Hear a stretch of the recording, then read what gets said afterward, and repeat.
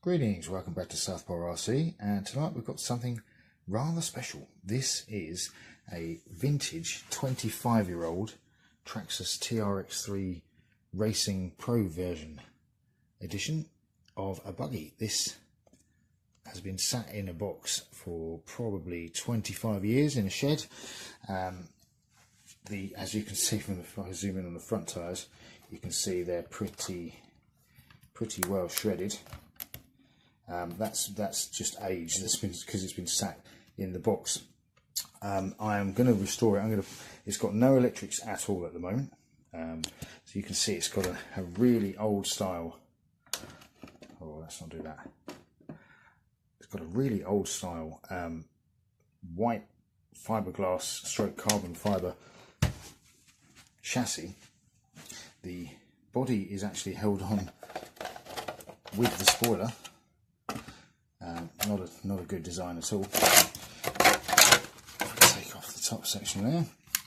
You can see just how old this bit of kit is. These are original shocks, so that's 20-odd-year-old oil sat in there, but it's all fully functional. The steering tilt is unbelievable.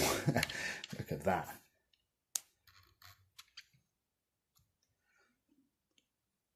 Focus, thank you all. So yeah, I mean that's got some. It's only got a very small amount of toe out, but it's got some serious camber. But this will be restored. I'm going to get some electrics, ESC, servo, etc. The servo mount is a little odd, but shouldn't cause me too much problems. It's a little stiff, so I'm going to have to see if I can loosen that up. But I'm going to put a high power servo in it because it's going to need it to turn those wheels as quick as it needs to. Not going to be keeping the original, well, I shall keep the body, but I'm not going to be putting the original body back on. It's probably going to go into a drift car. As far as I've got as restoring it so far, we have just got brand new rear tyres. Front tyres are on order.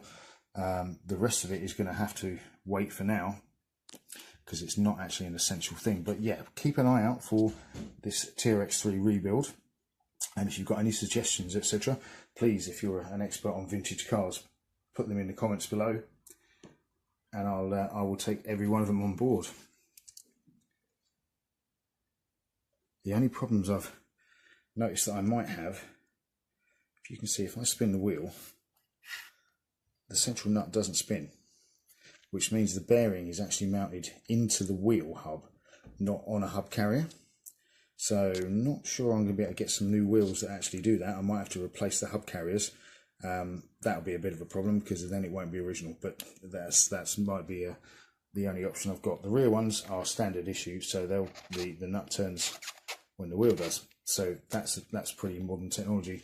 I'm not sure whether I'm going to get these collapsible suspension arms anymore, whether they still make those, but we'll persevere with those. Everything's working fully functional at the moment, so the only things I've actually got to replace is all the electrics and the tyres. As you can see, they've been set in a box. The front ones have still to be removed from the wheels, but they're very knackered, so they've got to be replaced, and all the electrics because it comes as a kit. This was raced for 3 or 4 years and then put in the shed for 25 years, so poor little thing needs a bit of a run, so I'm going to be rebuilding this.